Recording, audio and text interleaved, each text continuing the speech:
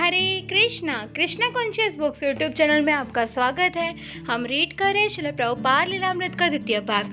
आज से हम स्टार्ट करेंगे प्रकरण नंबर 59, मानस्ट्रियल में ग्रीष्म ऋतु।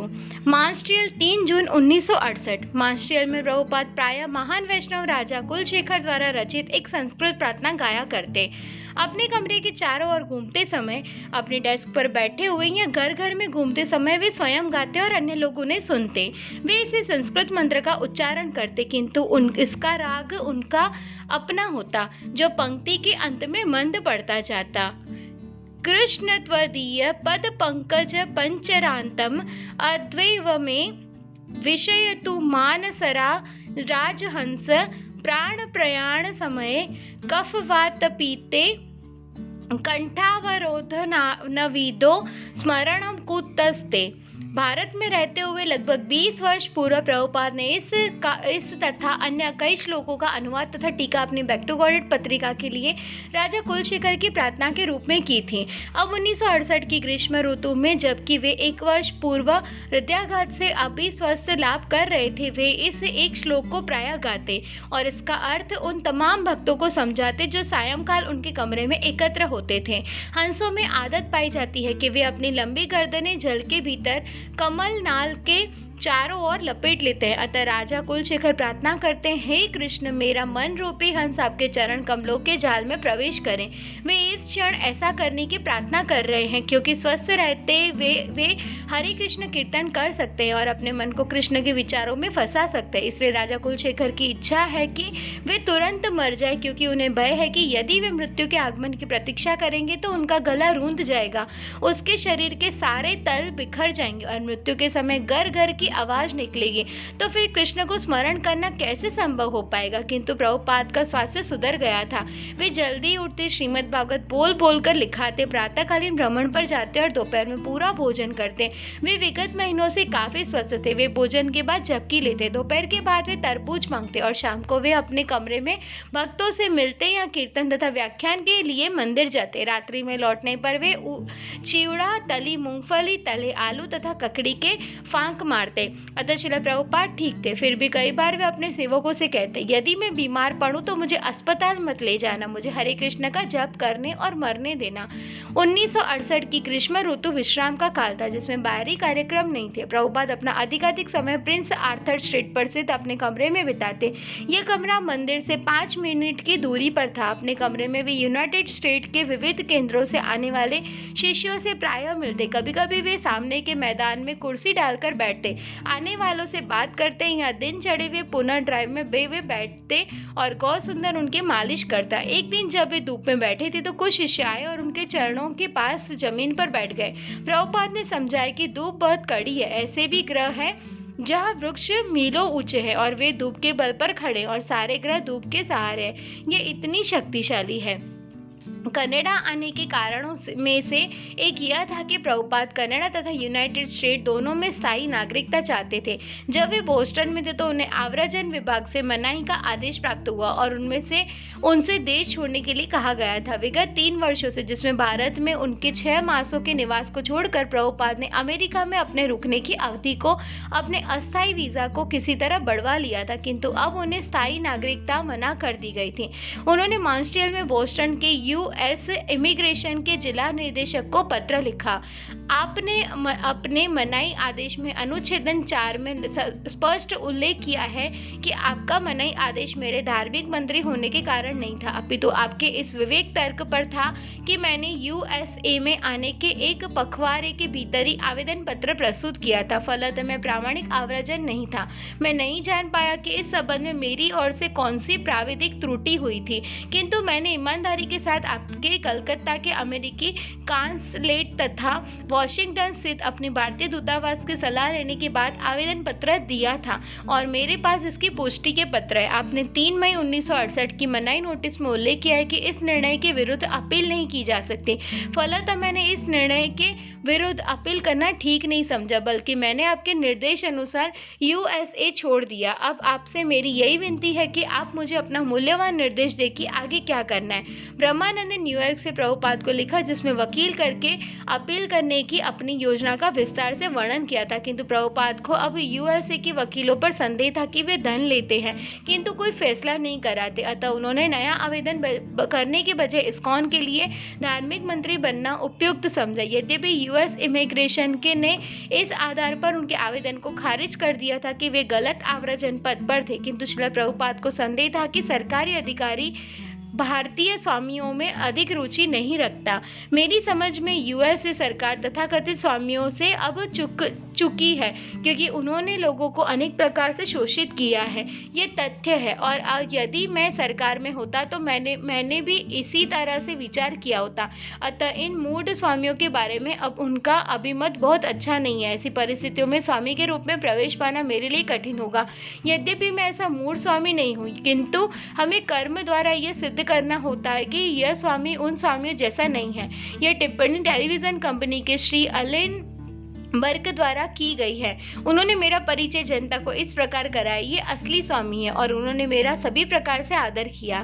खैर, मुझे जनता से ऐसी शाबाशी नहीं चाहिए, किंतु मुझे अपने शिष्यों की बहुत अधिक चिंता है। मैं उन्हें कृष्ण भावनामृत के इस उदात्त सिद्धांत को प्रचारित करने में सक्षम देखना चाहता हूँ, और इसलिए मैं रुकना चाहता हूँ। मैं किसी स्थान के प्रति आकृष्ट नहीं हूँ, चाहे वह नरक हो या स्वर्ग।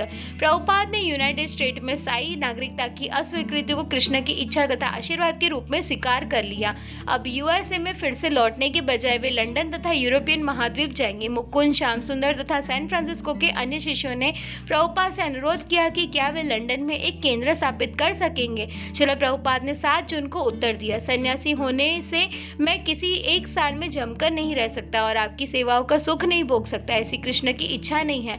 वे चाहते हैं कि मैं विश्व के समस्त पश्चिमी भाग में यात्रा करता रहूं। इसलिए मैं सोचता हूं कि यह कृष्ण की इच्छा है कि मैं कुछ काल के लिए सही यूरोपियन देशों में अपना कार्य शुरू करूं। अतः यह लगभग सुनिश्चित है कि अगस्त मास तक मैं लंदन जाऊंगा, और यदि तुम वहां आना चाहते हो तो तुम इस यात्रा की तैयारी कर सकते हो। प्रभुपाद की योजना भक्तों के टोली के साथ यात्रा करने और प्रचार करने की थी। ये भक्त कृष्ण भावनामृत पुस्तकें वितरित करके स्वावलंबन करेंगे, किंतु चूंकि सैन फ्रांसिस्को में द्वितीय वार्षिक रथ यात्रा उत्सव के लिए वह पहले से रथ तैयार कर रहा था और उसकी पत्नी गर्भिणी थी, अतः प्रभुपाद ने उसे रुकने की सलाह दी। रथ यात्रा के बाद तथा उसकी पत्नी द्वारा शिशु जन्म देने तथा 1 मास तक विश्राम करने के बाद श्याम सुंदर तथा उसका परिवार लंदन जा सकता था।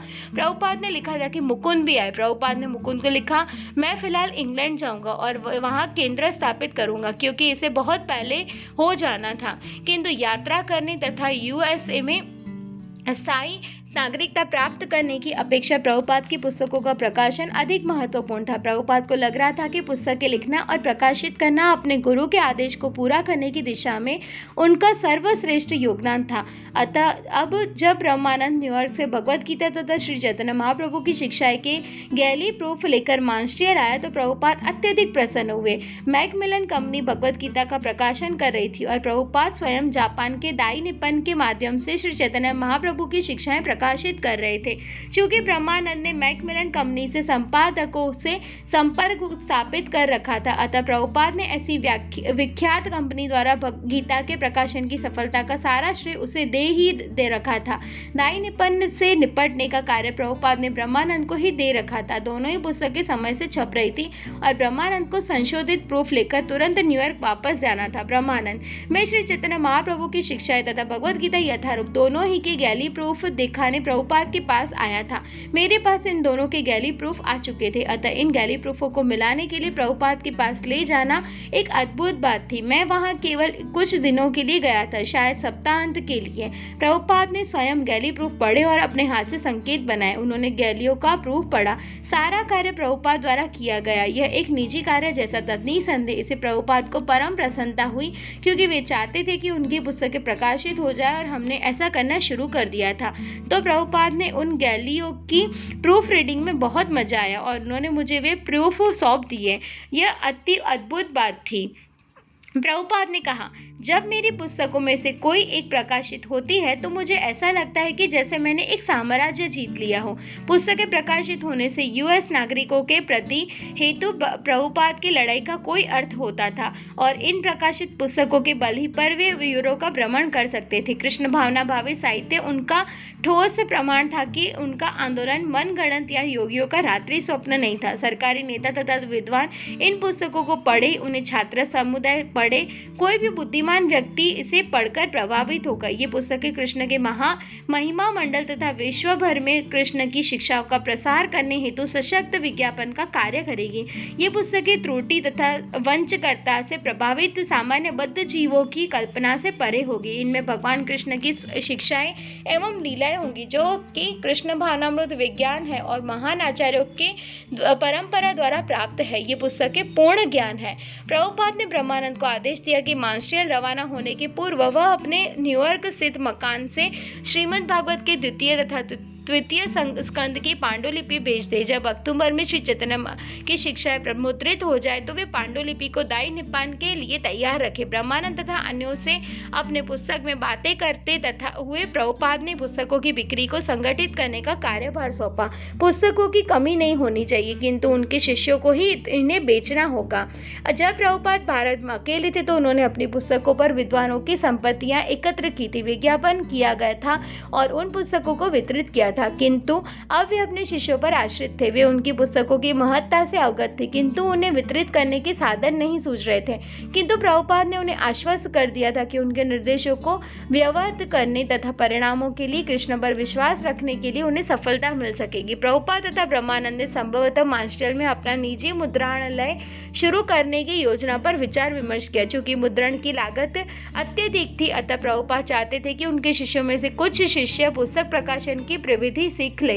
उन्होंने सुझाव रखा कि न्यूयॉर्क में उनका कोई एक शिष्य प्रेस चलाना और कुछ लड़कियां टाइप कंपोज करना सीख लें। इस तरह भविष्य में वे किसी अनुकूल स्थान में अपना निजी प्रेस चालू करने में सक्षम हो सकते हैं। यूरोप में प्रचार कार्य करने, यूनाइटेड स्टेट तथा कनाडा में स्थायी नागरिकता प्राप्त करने, अपनी इस पुस्तक के छापने तथा प्रेस चालू करने की योजनाओं के बावजूद प्रभुपाद का जीवन नियमित तथा सरल बना रहा। वे मंदिर में श्रीमद् भागवत पर व्याख्यान देते और अपने कमरे में नित्य ही अतिथियों से मिलते, निरंतर लिखते, जप करते, कृष्ण के विषय में बोलते और सोचते कि किस तरह कृष्ण भावनामृत का विस्तार किया जाए। प्रभुपाद एक क्रांतिकारी आंदोलन की प्रेरक शक्ति थे, फिर भी अधिकांशतः वे घर पर रह जाते और अपना काफी समय अकेले या अपने सेवकों के साथ घरेलू कार्यों में व्यतीत करते। एक दिन शांत अभियान के समय प्रभुपाद की बैठक में गोविंद दासी प्रभुपाद के लिए प्रसाद ला रही थी कि प्रभुपाद ने फर्श में होकर एक चुईया को दौड़ते देखा। गोविंद दासी ने तुरंत प्रसाद की थाली रख दी और उस चुईया को पकड़ने लगी जो प्रभुपाद की डेस्क की ओर दौड़ी जा रही थी। प्रभुपाद भी अपने आसन से उठकर उत्तेजित होकर उसको पकड़ने के प्रयास में लग गए। तभी दूसरा चूहा दिखाई पड़ा। सैन फ्रांसिस्को से आए हरिनाम को जब खबर लगी तो वे दरवाजे तक आए और सहायता करने के लिए पूछा। वह जूते का डिब्बा लेकर चूहों का पीछा करने लगा और अंत में उन दोनों को पकड़कर बाहर छोड़ाया। बाद में प्रभुपाद उस कमरे में चलकर गए जहां गौर सुंदर तथा गोविंद दासी काम कर रहे थे और उनसे कहा, यदि तुम हर वस्तु को साफ सुथरा रखो तो ये चूहे नहीं आएंगे। यदि कोई व्यक्ति अपने घर के प्रति अत्यधिक आसक्त रहता है तो उसका अगला जन्म उसी घर में तिल चट्टे या चूहे के रूप में होता है। ये पापी जीवन है और वे उसी आसक्ति के कारण जन्म ले सकते हैं। तत्पश्चात उन्होंने शिवानंद से कहा कि फर्श की सारी दराजों को बंद करा दे। कभी कभी जब प्रभुपाद गोविंद दासी को उसकी गलतियों के लिए डांटते तो वह भावुक हो जाती और स्नानघर में जाकर रोती। रात को प्रभुपाद के लिए चिवड़ा बनाते समय गोविंद दासी ने मूंगफली की गिरियों को अधिक खरा कर दिया। जब वह प्रभुपाद को प्रसाद परोसने लगी तो प्रभुपाद ने पूछा, इन गिरियों को किसने कला कर दिया? जब गोविंद दासी रोने लगी तो प्रभुपाद उसकी अधिक आलोचना करते रहे। तुम रो क्यों रहे हो? तुम रो रही हो क्योंकि तुम गुस्सा हो? तुमने ऐसा क्यों किया? उनके क्रोध भाव को देखकर उसके आंसू और अधिक भरने लगे। वह सबकने लगी, मैं गुस्सा नहीं हूँ, मैं अति खिन्न हूँ कि मैंने गिरियों को अधिक भूल लिया।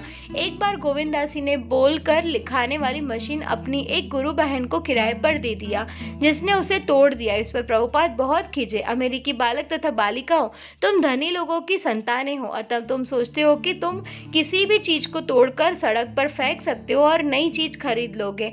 तुम ऐसी चीजों की देखभाल नहीं करते। केवल एक व्यक्ति को ऐसी मशीन का उपयोग करना चाहिए। तुम्हें चाहिए था कि इसे इस्तेमाल न करने देते। इन शब्दों से गोविंदासी ध्वस्त हो गई और कुछ काल तक रोने के लिए एक और चली गई, किंतु शीघ्र ही वह ठीक हो गई और प्रभुपाद ने ऐसा दिखलाने मानो कोई घटना नहीं घटी। गोविंदासी ने इस डांट को अपनी निष्ठा की परीक्षा के रूप में ग्रहण किया और वह समझ चुकी थी कि प्रभुपाद की गर्जनाओं के बाद उनकी दया और सुजनता प्रकट होती है। प्रभुपाद बिरले ही कहीं अकेले जाते थे। उनके शिष्य वह सोच ही नहीं सकते थे कि वे किसी को साथ लिए बिना जा सकते हैं जो उनकी आवश्यकताओं को ध्यान में रखे, तब जो भी कठिनाइयां आए उसका सामना करे। अतः एक दिन अप्यायन में जब गोविंदासी ने उनके कमरे में झांका और उन्होंने गए हुआ पाया तो वह उद्विग्न हो उठी। वह देखकर कि उनके जूते नहीं है, वह सड़क पर दौड़ी गई।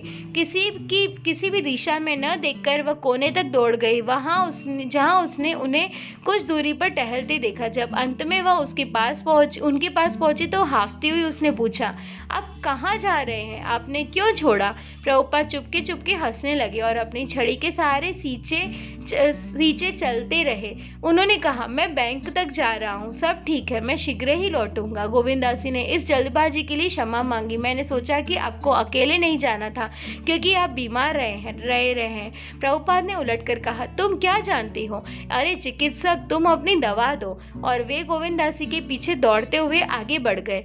जहाँ तक प्रभुपाद की बात है, यह तो गोविंदासी थी जो बीमार थी, वे नहीं। यह सदैव स्वेटर तथा कोट जकड़े रहती या नाक छिड़कती रहती। एक बार प्रभुपाद उस कमरे में गए जहाँ वह तथा गौर सुंदर काम कर रहे थे। वहां पर कागज इधर उधर फेंके हुए थे। उन्होंने कहा, यह गंदगी के कारण तुम सदैव बीमार पड़ती हो। अन्य दिन प्रभुपाद और गौर सुंदर तथा गोविंदासी के साथ मंदिर के रास्ते पर टहलते जा रहे थे जब वे यह कहकर हंसने लगी, ओ गोविंदासी, सब ठीक तो है?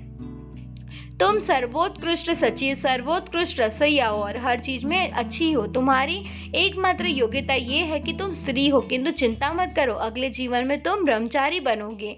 प्रभुपाद के इस मजाक का आनंद लेते हुए गोविंदासी ने उत्तर दिया, धन्यवाद प्रभुपाद। गौर सुंदर काफी युवा पुरुष था जो अपने कार्य का पक्का था। उसे प्रभुपाद की पुस्तकें पढ़ना पसंद था और वह दर्शन को समझ सकता था। यद्यपि वह बंगला का अध्ययन करने में लापरवाह था, अतः कभी कभी वह प्रभुपाद द्वारा दिए गए श्लोकों का अनुवाद नहीं कर पाता था, किंतु वह सावधान सेवक था और प्रभुपाद उसके कार्य से संतुष्ट थे। प्रायः प्रभुपाद मायावादी की भूमिका में गौर सुंदर से वाद विवाद करते। एक दिन तड़के प्रभुपाद उस कमरे में गए जहाँ गौर सुंदर सो रहा था और उसे मायावाद दर्शन के एक तर्क से जगाया।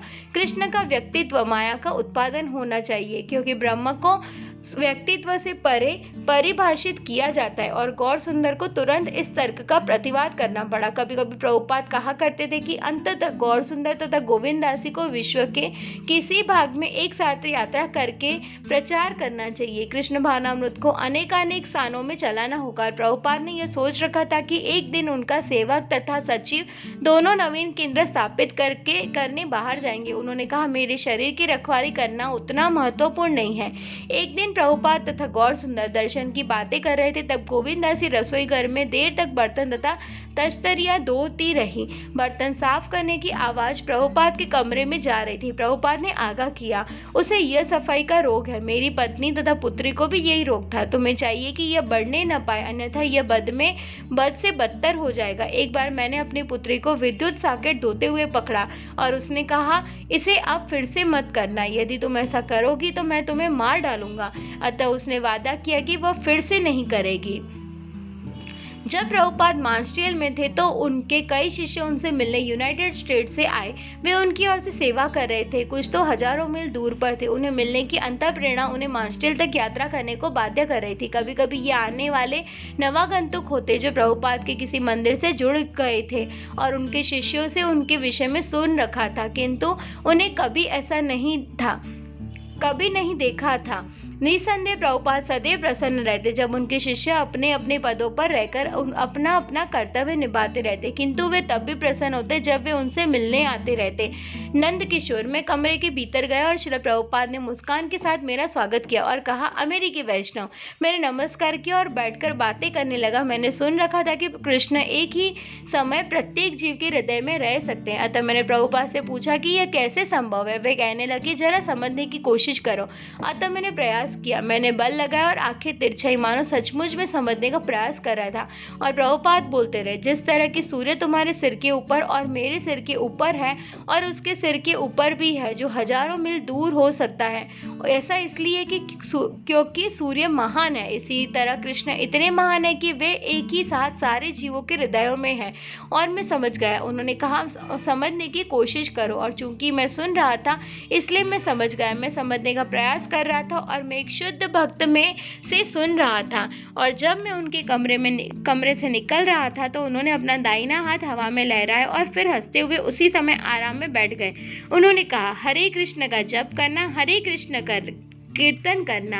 कृष्णदास, मैंने सुना था कि प्रभुपाद विदेश की यात्रा करने की योजना बना रहे और वे अपने साथ कई भक्तों को ले जाना चाहते हैं और जो भी जाना चाहे उसे धन बचाना चाहिए। अतः मैंने एक आभूषण की फर्म में नौकरी कर ली। फिर जब प्रभुपाद मांस्ट्रियल में थे तो मेरी छुट्टी थी।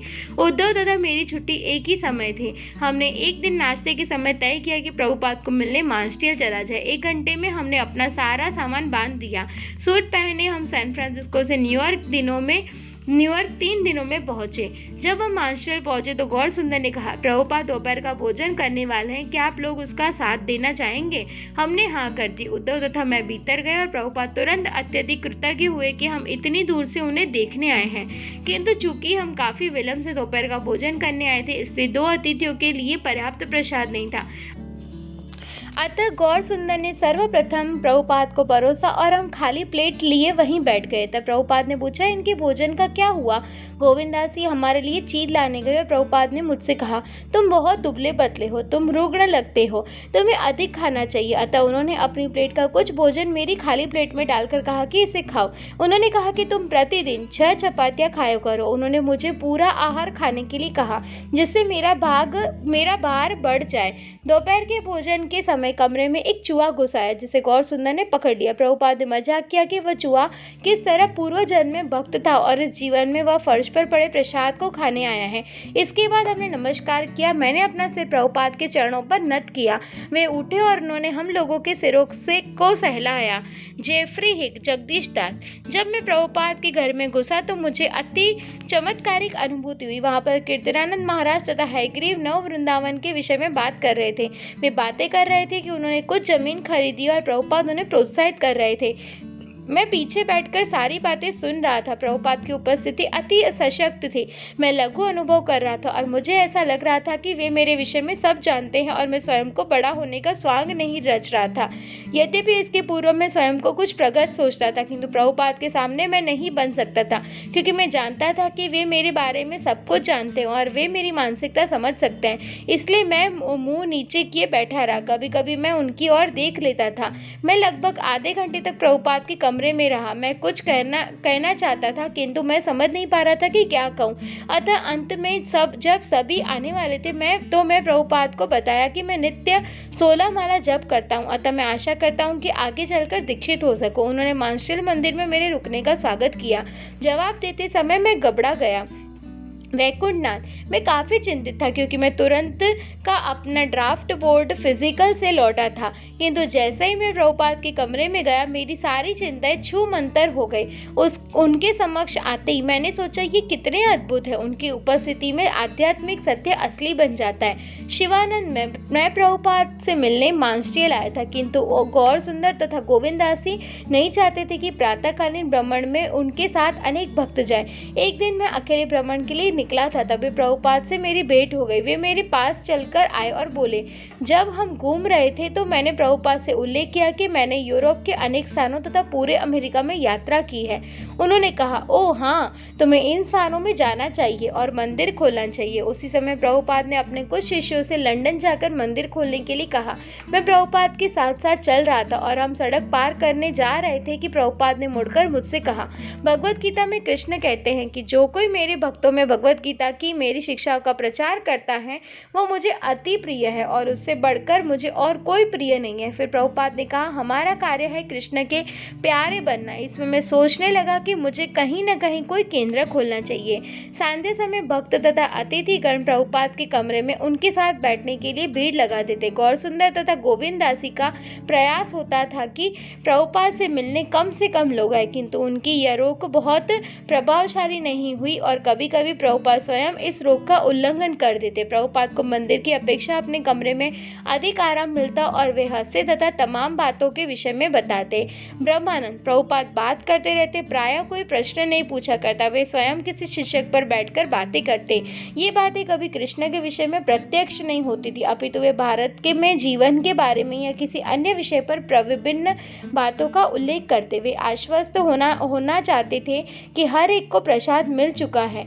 एक रात वे किसी आगंतुक को समझा रहे थे कि उनके ये अमेरिकी बालक तथा बालिका शिष्यगण कृष्ण भावनामृत को कृत्रिम रीति से नहीं अपितु स्वाभाविक रीति से ग्रहण कर रहे हैं। उन्होंने अपने सेवक गौर सुंदर के बारे में कहा, वस्तुतः वह सारे दिन मेरे लिए तमाम अच्छी चीजें करता रहता है क्योंकि वह मुझसे प्यार करता है, यह बनावटी नहीं है। गोविंद दासी एक बार इस पर विस्तृत विचार विमर्श हुआ कि ट्रेनें बसों से अच्छी हैं या बसें ट्रेनों से। अन्य अवसर पर प्रभुपाद शराब के बारे में बातें कर रहे थे तो मैंने कहा, ओ श्रील प्रभुपाद, विस्की के स्वाद के क्या कहना है। उन्हें आघात लगा और वो बोले, ओ क्या तुमने चखा है। मैं उन्हें आश्चर्य हो रहा था कि मैंने शराब चखी है। वे बंगाल के बादों के विषय में और अन्य तमाम भाग के बारे में बता रहे थे। अधिकांश भक्त इतने निपुण नहीं थे कि हम में से अधिकांश हिप्पी बनने और ड्रग्स सेवन करने में विलग हो ही रहे थे, किंतु हर कोई उन्हें अत्यधिक चाहता था। वास्तव में न कोई नाम था, न यश, धन भी नहीं था, कोई पद भी नहीं था। हमारी सेवा का केंद्र प्रोत्साहन कारक एकमात्र श्री प्रभुपाद के प्रति प्रेम था। नंद किशोर प्रभुपाद ने बताया कि जब वे अमेरिका आए तो किस तरह उन्होंने पहली बार हिम यानी बर्फ देखा। उन्होंने कहा, एक दिन मैंने खिड़की से बाहर जाकर और सोचा किसी ने चूना लेकर सर्वत्र बिखर दिया है। फिर उन्होंने आकाश को ताका और सोचा, अरे लोग अभी भी फेंके जा रहे हैं। तब हंसने लगे।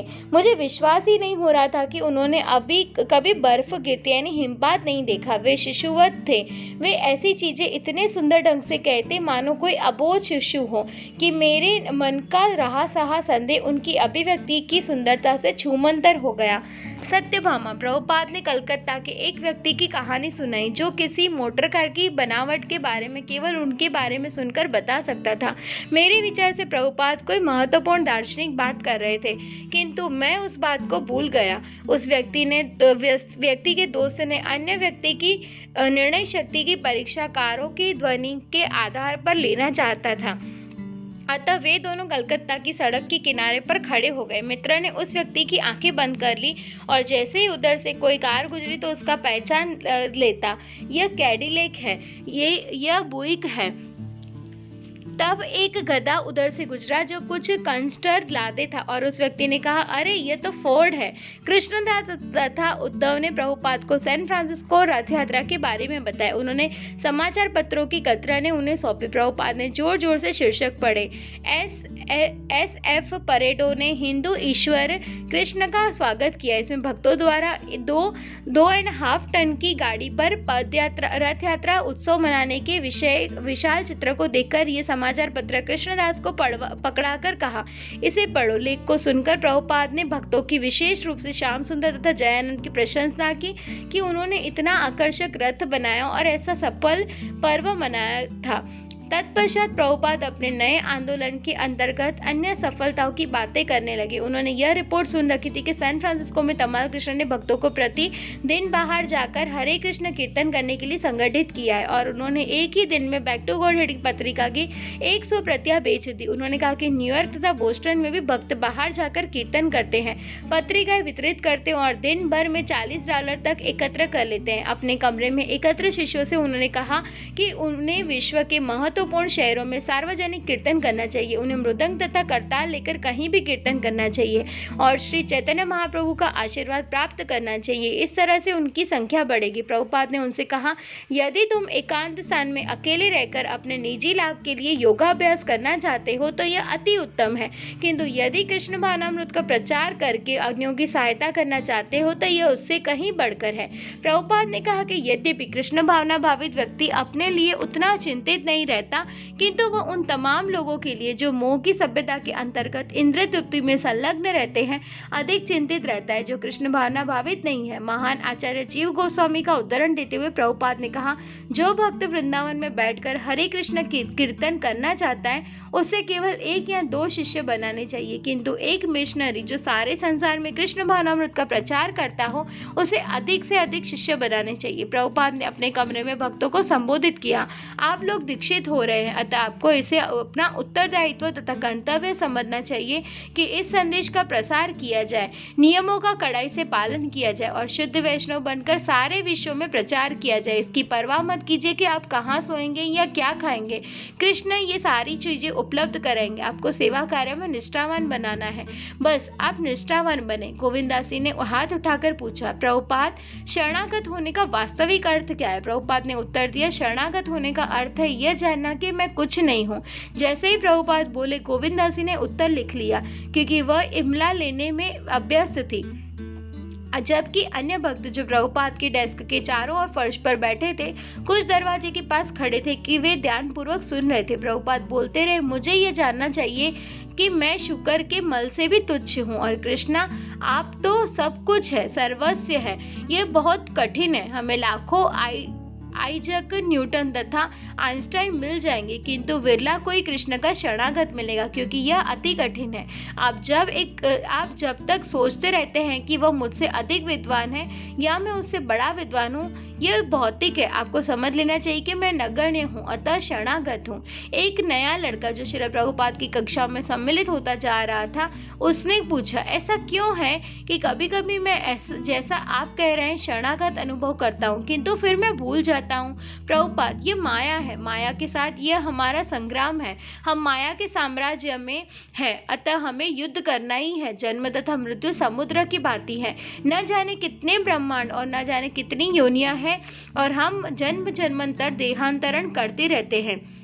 ये वैसा ही है जैसे आप किसी नाव की बाट यानी किनारे पर खड़े हो और थोड़ा भी धक्का लगे तो समुद्र में गिर जाए, तब आप नहीं जानते कि आप कहाँ जा रहे हैं, इस ओर या उस ओर। यह वैसा ही है, यदि आप 1% शरणागत होना चाहते हैं तो आपको यहीं रुकना होगा। कृष्ण इतने कठोर है, यदि आप में भौतिक भोग की कोई इच्छा शेष है तो आपको यहाँ रहना पड़ेगा। 1% में भी लाखों वर्ष लग सकते हैं, अतः आपको हर वस्तु अर्पित कर देनी होगी। कृष्ण भावनामृत पहले से आप में और हर एक के अंतःस्थल में है, बस इसका आह्वान करना है। यह दिया स्लाई की तरह है, यदि आप इसे रगड़े तो आग प्रकट होगी और यह रगड़ने की विधि कीर्तन है। अतः हमें कृष्ण भावनामृत को कानों में प्रविष्ट करना है और लगातार प्रविष्ट करते रहना है। आप जहाँ कहीं भी जाए आपको कीर्तन करना है बिना किसी उद्देश्य के। गौर सुंदर कटे फलों की एक प्लेट ले आया जिसे प्रभुपाद ने प्रत्येक व्यक्ति के वितरित कर दिया। यद्यपि देर हो चुकी थी, किंतु प्रभुपाद बोलते रहे, लोग ईश्वर से रोटी के लिए मांग करते, किंतु यदि उन्हें अन्यत्र रोटी मिल जाए तो वे गिरजाघर नहीं जाएंगे, किंतु यदि आप लोगों से ईश्वर के प्रेम करने को कहे तो वे इसे कभी नहीं भूलेंगे। प्रभुपाद हंसने लगे। अंत में भक्तगण चले गए। वे उन्हें प्रातः मद्री में उनका दर्शन करेंगे। अब मांसटेल मंदिर को स्थापित हुए 1.5 वर्ष हो चुके थे। यह मकगिल विश्वविद्यालय के निकट एक इमारत की 3री मंजिल में था। यद्यपि दोनों ओर की पतली गलियों को काट से भर दिया गया था जिससे समतल फर्श बन गई थी, किंतु 8 गलियां स्पष्ट दिख रही थी। एक दीवार के सहारे वेदी तथा व्यास आसन था और एक अस्थायी दीवार उठाकर पुरुषों के क्वार्टरों यानी कमरों में विलग कर दिया गया था। इसमें रसोई घर भी था और स्त्रियों के लिए पृथक कमरे थे। प्रभुपाद नित्य ही सीढ़ियों के 2 जीने चढ़कर विशाल मंदिर कक्ष में प्रवेश करते थे। एक दिन मांसटेल में उनके आगमन पर कई भक्त उन्हें पालकी में चढ़ाकर जीने के ऊपर ले गए, किंतु जिन्ना टेढ़ा मेढ़ा था, अतः किन्ते ही ऐसा करना कठिन था। अतः प्रभुपाद चलकर जाना पसंद करते। मार्शल में मूल भक्त जनार्दन था, जो मक्गिल विश्वविद्यालय पढ़ने जाता था। जनार्दन ने दाढ़ी और बाल बढ़ा रखे थे। यद्यपि उसकी दीक्षा हो चुकी थी, वह अपनी पत्नी के साथ एक घर में रहता था, किंतु पत्नी कृष्ण भावनामृत की घोर विरोधी थी। प्रभुपाद ने उसे बुद्धिजीवी समझकर लंबे लंबे पत्र लिखे थे, जिसमें उसने दार्शनिक संदेहों को निराकरण होता। इससे अनुरोध होता कि वह कृष्ण भावनामृत का लेख तथा पुस्तकें लिखे। जब पहले मंदिर स्थापित हुआ तो वह मैकगिल डेली अखबार के ने प्रभुपाद स्वामी भक्ति वेदांत तथा कृष्ण भावनामृत का परिचय पूरे पृष्ठ में छापा था। उसका शीर्षक था आध्यात्मिक निर्देशन में मन का प्रसार। मॉन्ट्रियल के फ्रांसीसी दैनिक समाचार पत्र ल नो वो समृद्धि के जनार्दन का साक्षात्कार किया था और एक लेख लिखा था। वे दावा करते हैं कि हिंदू कृष्ण ईश्वर कृष्ण क्राइस्टन के पिता है और चंद्रमा के निवासी अदृश्य होते हैं। लगभग 1 दर्जन सदस्य मॉन्ट्रियल मंदिर में सम्मिलित हो गए थे, किंतु अभी तक उन्होंने मॉन्ट्रियल में कृष्ण भावनामृत का प्रसार करने के लिए कुछ भी नहीं किया था। उन्होंने अपनी अधिकांश शक्ति स्वयं को आध्यात्मिक तथा आर्थिक रूप से बनाए रखने के में खर्च कर दी थी। यद्यपि उन्होंने 1967 के विश्व मेले में कुछ सार्वजनिक कीर्तन किए थे, किंतु उन्होंने अपना अधिकांश ध्यान सफाई रखने, कृष्ण के लिए पकाने तथा कक्षाओं और कीर्तनों के लिए एक जगह मिलने में दिया था। जब श्रील प्रभुपाद ने देखा कि जनार्दन शैक्षणिक अध्ययन से मंदिर प्रबंधन से दूर जा रहा है, तो उन्होंने जनार्दन से एक मंदिर कमांडर नियुक्त करने को कहा। एक रात जब प्रभुपाद व्याख्यान देने के लिए मंदिर आए और जैसे ही व्यास आसन पर बैठते, उन्होंने जनार्दन को ढूंढा और उससे पूछा, क्या तुम्हें अभी तक मंदिर कमांडर मिला? जनार्दन ने उत्तर दिया, नहीं, अभी तक नहीं। तब प्रभुपाद वेदी की तरफ मुड़े और अर्च विग्रह को देखा और उन्होंने कहा, यह ठीक है, भगवान जगन्नाथ ही मंदिर कमांडर है और हम सब उनके दास हैं। हरे कृष्ण। तो आज का पार्ट यहीं तक। नेक्स्ट पार्ट में हम ये चैप्टर फिर से कंटिन्यू करेंगे। वांछा कल्पतरुभ्यश्च कृपा सिंधुभ्यो एव च पतितानां पावनेभ्यो वैष्णवेभ्यो नमो नमः। श्रील प्रभुपाद की जय।